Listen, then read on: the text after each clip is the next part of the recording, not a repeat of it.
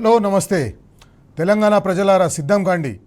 తెలంగాణ ప్రభుత్వం కాంగ్రెస్ ప్రభుత్వం చేతులెత్తేసింది. ఒకదాని తర్వాత ఒకటి సమస్యల పరిష్కరించలేక ప్రభుత్వం చేతులెత్తేసింది. మనమందరం అడుగుదాం. టీ న్యూస్ అడుగుతుంది, మీ పక్షాన టీ న్యూస్ అడుగుతుంది. బరాబర్ అడుగుదాం. కాంగ్రెస్ పార్టీ ప్రభుత్వం ప్రజాపాలన వచ్చింది. అధికారంలోకి వచ్చినప్పటి నుంచి కేవలం ఢిల్లీకి మూటలు సరదడం తప్పిస్తే వాళ్ళు చేస్తున్నది ఏమీ లేదు. ప్రజా సమస్యలు ఎక్కడికక్కడ పేరుకుపోతున్నాయి. గ్రామాల్లో, పట్టణాల్లో ఉద్యోగుల సమస్యలు, నిరుద్యోగుల సమస్యలు, మహిళల సమస్యలు, పారిశుద్ధ్య సమస్యలు, ఈ సమస్యలన్నీ ఎక్కడికక్కడ పేరుకుపోతున్నాయి. ముఖ్యమంత్రి రేవంత్ రెడ్డి, హోంమంత్రి రేవంత్ రెడ్డి, విద్యాశాఖ మంత్రి రేవంత్ రెడ్డి, మున్సిపల్ శాఖ మంత్రి రేవంత్ రెడ్డి, సంక్షేమ శాఖ మంత్రి రేవంత్ రెడ్డి. తెలంగాణలో ప్రజలతో నిత్యం ప్రత్యక్ష సంబంధాలు ఉండవలసిన శాఖలన్నీ ఒకే వ్యక్తి దగ్గర కేంద్రీకృతమైనవి. ఆ సమస్యలని పరిష్కరించలేక ముఖ్యమంత్రి సతమతం అయిపోతున్నాడు. వాస్తవానికి ఆయన దగ్గర ఉన్న విభాగాలన్నింటిపైన కనీసం వారం రోజులకు ఒకసారైనా ఆ మంత్రి సమీక్ష నిర్వహించాలి. మున్సిపాలిటీలో రాష్ట్రంలో దాదాపు 130 పట్టణాలు ఉన్నాయి, చిన్నవి పెద్దవి. మున్సిపాలిటీలు, కార్పొరేషన్లు ఇవన్నీ కలిపి 130 పైగా పట్టణాలు ఉన్నాయి. ఈ 130 పైగా పట్టణాలు ఉన్న రాష్ట్రంలో పారిశుద్ధ్య సమస్య, మంచినీటి సమస్య, దోమల సమస్యలు, ఆరోగ్య సమస్యలు, పబ్లిక్ హెల్త్ కూడా ముఖ్యమంత్రికే వస్తుంది. పబ్లిక్ హెల్త్ ఇట్లాంటివన్నీ కూడా నిత్యం సమీక్షలు నిర్వహించవలసి ఉంది. మంత్రులు జిల్లాల్లో పోయి కూడా నిర్వహించవచ్చు సమీక్షా సమావేశాలు. కానీ ముఖ్యమంత్రి దగ్గర ఉన్న శాఖ మీద మేమెందుకు సమీక్ష నిర్వహించాలి? మేమేదైనా సమీక్ష నిర్వహిస్తే మళ్ళీ ఏమైనా అయితే ముఖ్యమంత్రికి మళ్ళీ కోపం వస్తుంది. అందుకని మంత్రులు కూడా, జిల్లా మంత్రులు కూడా ఈ సమస్యల మీద రివ్యూలు నిర్వహిస్తలేరు. మున్సిపల్ శాఖ అధికారులు ఆడిందే ఆట పాడిందే పాట. అట్లాగే పోలీసు అధికారులు హోంశాఖలో ఆడిందే ఆట పాడిందే పాట. విద్యాశాఖ అయితే చెప్పనక్కర్లేదు. అసలు పిల్లలకు పాఠాలు చెప్తున్నారా లేదా, సంక్షేమ హాస్టళ్లలో పిల్లలకు సరైన ఆహారం అందుతుందా లేదా, వేటిని కూడా పట్టించుకునే తీరిక మన ముఖ్యమంత్రి దగ్గర లేదు. ప్రజలు ఎదుర్కొంటున్న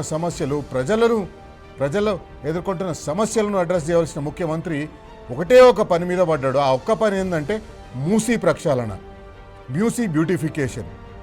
ఇది తప్పిస్తే రాష్ట్రంలో ఏ సమస్యలు లేవు, కేవలం మూసీ ప్రక్షాళన మాత్రమే సమస్య అన్నట్టుగా ముఖ్యమంత్రి గారు ప్రవర్తిస్తున్నారు. పొద్దున లేస్తే మూసీ గురించి మాట్లాడతారు, లేకపోతే రియల్ ఎస్టేట్ దందా చేసుకుంటేందుకు 4th సిటీ గురించి మాట్లాడతారు.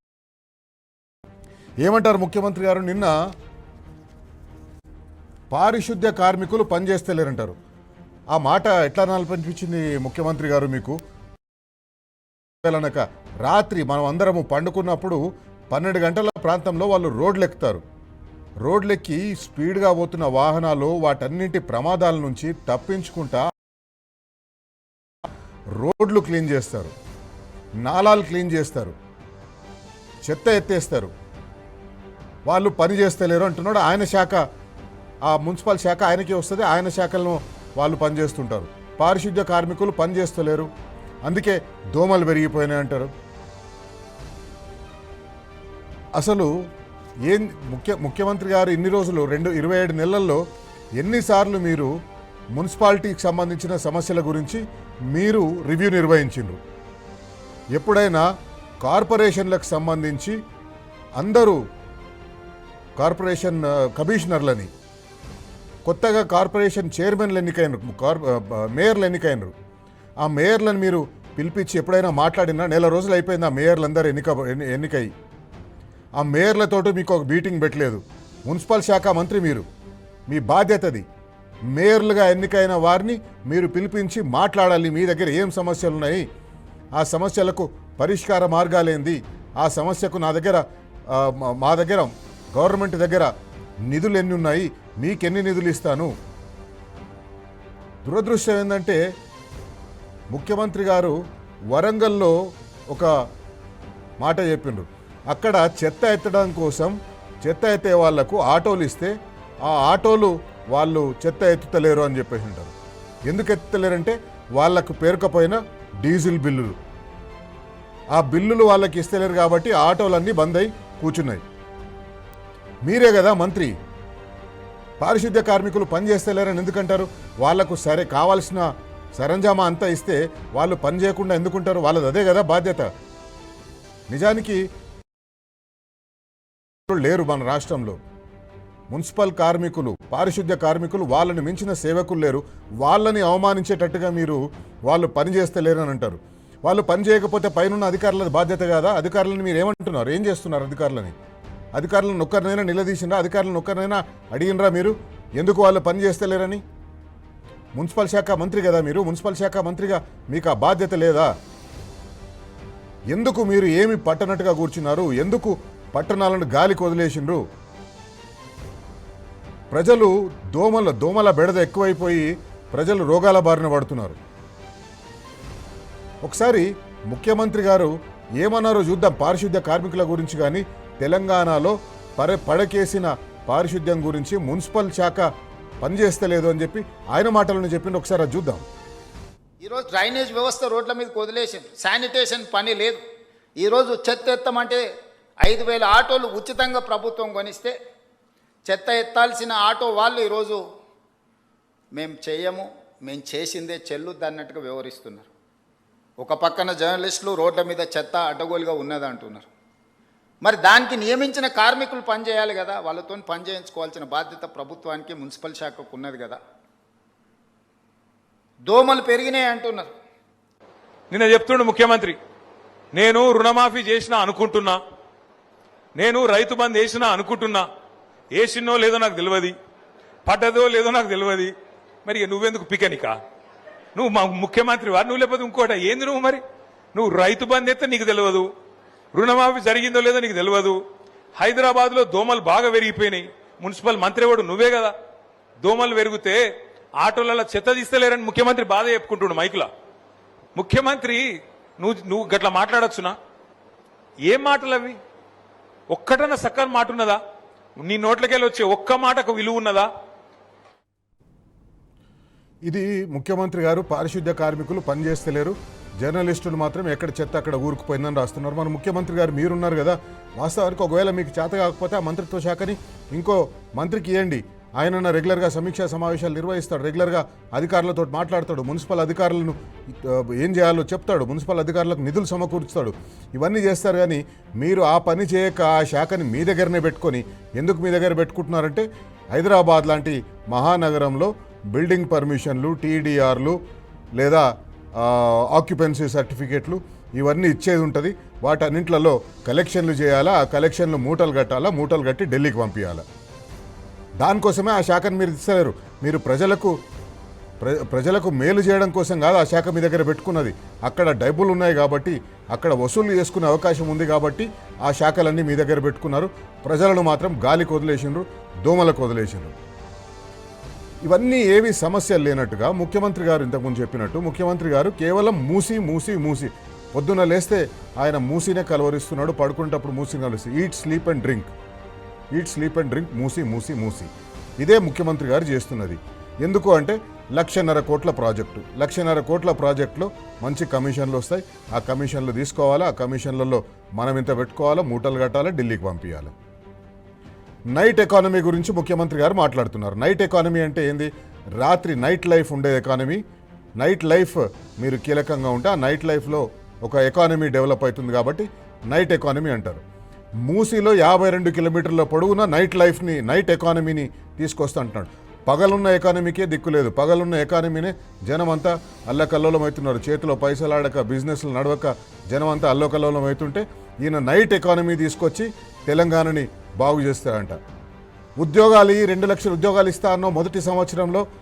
ఉద్యోగాలు ఇవ్వమంటే ఆ నైట్ లైఫ్ ఎకానమీ, ఆ నైట్ ఎకానమీని డెవలప్ చేసినప్పుడు మూసి 52 కిలోమీటర్ల పొడుగున హోటళ్ళు వస్తాయి, కూరగాయల బండ్లు వస్తాయి, కూరగాయల దుకాణాలు పెట్టుకోవచ్చు, ఏమైనా పెట్టుకోవచ్చు, అక్కడ యువత ఉపాధి పొందొచ్చు అంటారు.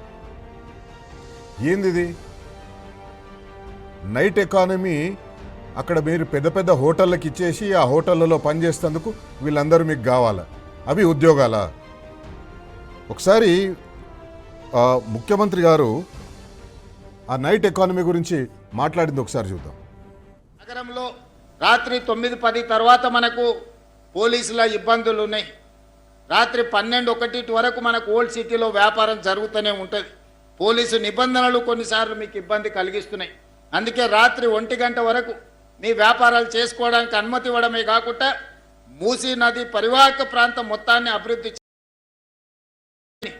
రాత్రి మొత్తం వ్యాపారాలు జరిగేటట్టు నిరుద్యోగ యువకులకు ఉద్యోగ ఉపాధి అవకాశాలు కల్పించడానికి ఈరోజు రాష్ట్ర ప్రభుత్వం ప్రణాళికలు చేస్తుంది. పగలు తెరిచిన దుకాణాలకే గిరాకీ లేక ఈగలు జోపుకుంటున్నారు. ప్రజల్లో ఎకానమీలో మన తెలంగాణలో పైసలు లేవు, ప్రజల దగ్గర డబ్బులు లేవు, ఖర్చు పెట్టే స్తోమత తగ్గిపోయింది. డీఫ్లేషన్ మనం చూసినాం, క్యాగ్ సమర్పించిన లెక్కలు అనేక సందర్భాల్లో చూసినాం. డీఫ్లేషన్ ఉంది తెలంగాణలో. ఇప్పుడు పగలే దిక్కులేదు కానీ నైట్ ఎకానమీ చేస్తూ అంటారు. ఇంకొకటి, అసలు ముఖ్యమంత్రి ఏం మాట్లాడుతున్నాడు, నిన్న ఏం మాట్లాడతాడు, ఈరోజు ఏం మాట్లాడతాడు, ఎందుకు మాట్లాడతాడు, ఎక్కడ కూడా మనం ఏమి పోల్చుకోలేము. రాము రెమో ఒకసారి ఒకటి మాట్లాడతాడు, దానికి విపరీతంగా వ్యతిరేకంగా ఉండేది ఇంకొకటి మాట్లాడతాడు. నా దగ్గర ఇస్తేందుకు భూములు లేవు అని ఒకసారి అంటాడు. సర్కార్ ఖజానా ఖాళీ ఉంది, ఉద్యోగులకు రిటైర్మెంట్ బెనిఫిట్స్ ఇస్తేందుకు కూడా నా దగ్గర పైసలు లేవంటాడు. మళ్ళా 4th సిటీలో అందరికీ భూములు ఇచ్చేస్తా అంటాడు. ఎవరు పోయి అడిగితే వాళ్ళకి భూములు ఇచ్చేస్తా అంటారు. ఐఏఎస్ అధికారులకు అక్కడనే భూములు ఇస్తా అంటాడు, జర్నలిస్టులకు అక్కడనే భూములు ఇస్తా అంటాడు. ఎక్కడ 4th సిటీ మొత్తం భూములు ఇచ్చేస్తా అంటాడు. కానీ పేద ప్రజలకు ఇస్తందుకోసం మాత్రం నా దగ్గర భూములు లేవంటారు. ఒకసారి అది చూద్దాం. ఇక భవిష్యత్తు గురించి ఆలోచన చేస్తే ఈ ప్రభుత్వం దగ్గర భూమి లేదు పంచడానికి. నేను ఉస్మానియా యూనివర్సిటీలో చెప్పిన, వివిధ వేదికల్లో చెప్తున్నా, ఈ రోజు కూడా మీ ముందు నేను చెప్పదలుచుకున్నా, పంచడానికి ప్రభుత్వం దగ్గర భూములు లేవు. ప్రభుత్వం దగ్గర ఆర్థిక వెసులుబాటు పరిమితమైంది.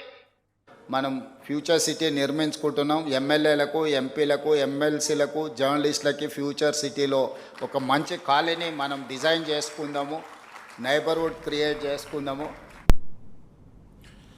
ఇంకోవైపు నిరుద్యోగులు సమర బేరికి సిద్ధమవుతున్నారు. 2023 ఎన్నికలకు ముందు అశోక్ నగర్కు క్యూ కట్టిండ్రు కాంగ్రెస్ పార్టీ నాయకులు.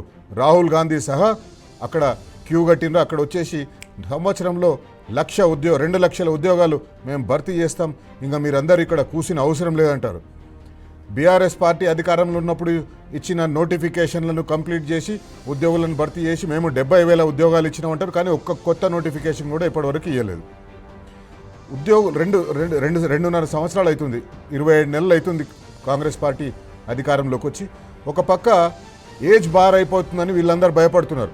ఏరికోరి తెచ్చుకున్న కాంగ్రెస్ పార్టీ ప్రభుత్వం సంవత్సరంలో 2 లక్షల ఉద్యోగాలను ఇస్తామన్న ప్రభుత్వం 2.5 సంవత్సరాలు అవుతున్నా ఒక్క నోటిఫికేషన్ కూడా ఇవ్వలేదు. అందరి ఏజ్ బార్ అవుతుంది. 31 ఏళ్ల ఏజ్ లిమిట్ ఉన్న పరీక్షకు వీళ్ళు 2.5 సంవత్సరాల నుంచి ఉద్యోగం పెట్టలేకపోవడం వల్ల 30 సంవత్సరాలు 29 సంవత్సరాలు ఉన్న వాళ్ళు కూడా ఏజ్ బార్ అయిపోయింది. పోలీస్ కానిస్టేబుల్ ఉద్యోగాల కోసం తెలంగాణ యువత చాలా ఎదురు చూస్తుంది. దాదాపు 17 నుంచి 20 వేల వరకు కానిస్టేబుల్ పోస్టులు ఖాళీగా ఉన్నాయి. ఆ పోస్టులు ఎప్పుడు భర్తీ చేస్తారని చెప్పేసి వాళ్ళు ఎదురు చూస్తున్నారు. దానికి ఏజ్ లిమిట్ 23 ఉంటుంది. ఒక 2 సంవత్సరాలు పెంచుతారు, 25 వరకు చేస్తారు మ్యాక్సిమం. కానీ కాంగ్రెస్ పార్టీ అధికారంలోకి రావడానికి కీలక పాత్ర పోషించిన యువకులు ఈ 2 లక్షల ఉద్యోగాల్లో పోలీసు ఉద్యోగాలు కూడా ఉంటాయి అని చెప్పి ఆశించి మొదటిసారి ఓటు హక్కు వచ్చిన వాళ్ళు, అంటే 18 సంవత్సరాలు నిండిన వాళ్ళు, మొదటిసారి ఓటు హక్కు వచ్చిన వాళ్ళు కాంగ్రెస్ పార్టీని అధికారంలోకి తీసుకొస్తే వాళ్ళ ఏజ్ బార్ కూడా అయిపోతుంది ఇప్పుడు. అంటే 2023లో 21 సంవత్సరాలు అయిపోయింది, 23 సంవత్సరాలు దాటిపోయింది. అంటే వాడిది ఏజ్ బార్ అయిపోయింది, కానిస్టేబుల్ ఉద్యోగానికి కూడా పనికిరాడు. అట్లనే సరే 2 సంవత్సరాలు మినహాయింపు ఇస్తారేమో అని చెప్పేసి అంటే అప్పుడు 23 ఏళ్ళు ఉన్నవాడు ఇప్పుడు 25 ఏళ్ళు దాటిపోయిండు, ఆయనకు కూడా ఏజ్ బార్ అయిపోయింది. ఇట్లా మీ మాటలు నమ్మి మోసపోయిన యువకులు ఏజ్ బార్ అయిపోయి నోటిఫికేషన్ల కోసం ఎదురు చూస్తున్నారు తప్ప వాళ్ళకు నోటిఫికేషన్ వస్తలేదు. కానీ ముఖ్యమంత్రి గారేమో ఈ 2 లక్షల ఉద్యోగాలు, ప్రభుత్వ ఉద్యోగాలు, ప్రామిస్ చేసిన ఉద్యోగాలు ఇవ్వడు. కానీ నైట్ ఎకానమీ డెవలప్ చేసి అక్కడ మూసి పొడవునా మీరు దుకాణాలు పెట్టుకోండి, కూరగాయలు అమ్ముకోండి, బజ్జీల బండిలు పెట్టుకోండి అన్నట్టు మాట్లాడుతున్నారు. ఒకసారి అది చూద్దాం. ओल्ड सिटी में जितने भी बेरोजगार बहुत ज्यादा है, नौजवान लोगों को कुछ नौकरी नहीं मिल रहा है, इसीलिए रात भर जो मूसी नदी के किनारे में नाइट इकोनॉमी रात भर दुकान चले, वहां पर पूरा होटल और बाकी का पूरा बिजनेस चले तो नौजवानों को कुछ रोजगार मिलने वाला है। ఇది మన ముఖ్యమంత్రి తీరు. అసలు ముఖ్యమంత్రి ఏం మాట్లాడుతున్నాడు, ఎందుకు మాట్లాడుతున్నాడు, ఏం మాట్లాడాలి, ఎందుకు మాట్లాడాలి తెలియకుండా ఏది పడితే అది మాట్లాడుతున్నాడు. ఆ టైంకు ఆ మీటింగ్కు ఆయనకు సపోర్ట్లు కావాలి. ఆ సపోర్ట్ల కోసం ఏది పడితే అది మాట్లాడతాడు. ఒక స్టాండప్ కామెడియన్ లాగా మాట్లాడతాడు ముఖ్యమంత్రి. గ్యాస్ లైటింగ్ ముఖ్యమంత్రి. బరాబర్ అడుగుదాం, తెలంగాణ ప్రజల పక్షాన, తెలంగాణ పీడిత ప్రజల పక్షాన, ఎవరిళ్ళైతే బుల్డోజర్లు గులగొట్టినాయో వాళ్ళ పక్షాన, ఏ నిరుద్యోగులైతే ఈరోజు జాబ్ నోటిఫికేషన్ల కోసం ఎదురు చూస్తున్నారో వాళ్ళ పక్షాన, ఏ ఉద్యోగులైతే రిటైర్మెంట్ బెనిఫిట్ల కోసం ఎదురు చూస్తున్నారో వాళ్ళ పక్షాన, ఏ మహిళలైతే 2,500 రూపాయల కోసం ఎదురు చూస్తున్నారో, ఏ రైతులైతే రైతు భరోసా కోసం ఎదురు చూస్తున్నారో, ఏ విద్యార్థులైతే, ఏ నిరుద్యోగులైతే యువ వికాసం కోసం ఎదురు చూస్తున్నారో వాళ్ళ పక్షాన బరాబర్ అడుగుదాం. మన ముఖ్యమంత్రిని, కాంగ్రెస్ పార్టీ నాయకత్వాన్ని, మన మంత్రులను బరాబర్ అడుగుదాం. ముఖ్యమంత్రి గారు, కీలక శాఖలన్నీ మీ దగ్గరనే ఉన్నాయి కదా, మీ శాఖల్లో ఉన్న ఉద్యోగులే పనిచేస్తున్నారు. ఇది మీ అసమర్థత కాదా? బరాబర్ అడుగుదాం. రాహుల్ గాంధీ గారు, మల్లికార్జున్ ఖర్గే గారు, సోనియా గాంధీ గారు, ప్రియాంక గాంధీ గారు తెలంగాణ రాష్ట్రం వైపు చూడండి. 27 నెలలుగా ప్రజలతో ప్రత్యక్ష సంబంధాలున్న శాఖలన్నీ ముఖ్యమంత్రి తన దగ్గరనే పెట్టుకుంటాడు. ఎట్లా పెట్టుకుంటాడు? ప్రజలను ఎందుకు గోస పెడుతున్నారు? బరాబర్ అడుగుదాం. ఇక నిరుద్యోగులను మోసం చేసిండ్రు. 2 లక్షల ఉద్యోగాలు అన్నారు. నిరుద్యోగులు సిద్ధమవుతున్నారు, సమరబేరి అని పోరాటానికి సిద్ధమవుతున్నారు. పోలీస్ కానిస్టేబుల్ ఉద్యోగాలు కావాలని పోరాటానికి సిద్ధమవుతున్నారు. మొదటి సంవత్సరంలోనే 2 లక్షల ఉద్యోగాలు ఇస్తామన్నారు. ఏజ్ బార్ అవుతుందని వాళ్ళు రందిపడుతున్నారు. ఇప్పటికైనా అశోక్ నగర్ వస్తారా? వాళ్లకు క్షమాపణలు చెప్తారా? బరాబర్ అడుగుదాం.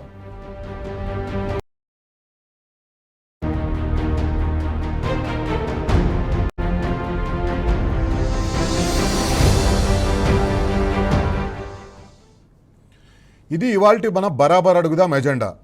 ప్రభుత్వాన్ని అడుగుదాం, ప్రజల పక్షాన్ని అడుగుదాం. తెలంగాణ ప్రజలు ఎక్కడికక్కడ, ఎక్కడ ఏ ఊర్లో పోయి, ఎక్కడ ఏ రైతు దగ్గర మైకు పెట్టినా రైతు భరోసా వస్తలేదు, రైతు భరోసా వస్తుందా రాదా, ఎగ్గొడతాడు అని చెప్పేసి మాట్లాడుతున్నారు. ఏ నిరుద్యోగి దగ్గర మైకు పెట్టినా నిరుద్యోగి ఈ 2 లక్షల ఉద్యోగాల గురించే మాట్లాడుతున్నారు. ఒక నోటిఫికేషన్ కూడా ఇప్పటి వరకు రాలేదు. మేము 2.5 సంవత్సరాలుగా ఎదురు చూస్తున్నాం. ఉద్యోగం లేక, ఉపాధి లేక 2.5 సంవత్సరాలుగా గోసపడుతున్నామని చెప్పి వాళ్ళు చెప్తున్నారు. మహిళలను అడిగితే మహిళలు ఇదే రకంగా మాట్లాడుతున్నారు. మమ్మల్ని ఎన్నో రకాలుగా ఆదుకుంటామని చెప్పిండ్రు. సోనియా గాంధీ ఒక మహిళ అని చెప్పేసి మేము నమ్మినాం. ప్రియాంక గాంధీ ఒక మహిళ అని వాళ్ళు ఇచ్చిన మాటల్ని నమ్మినాం. కానీ ఈరోజు వాళ్ళు ఇక్కడ ముఖం చాటేస్తున్నారు. ఇక్కడ దిక్కే వస్తలేరు. ఇక్కడ ఒక ముఖ్యమంత్రిని కూర్చోబెట్టినరు. ఆ ముఖ్యమంత్రి ఆడిందే ఆట, పాడిందే పాటగా అవుతుంది. కానీ కేంద్ర పార్టీ నాయకులు ఒకరు కూడా వచ్చి చూస్తలేరని చెప్పేసి మహిళలు బాధపడుతున్నారు. ఇట్లా తెలంగాణలో బాధపడని సెక్షన్ అంటూ ఏదీ లేదు.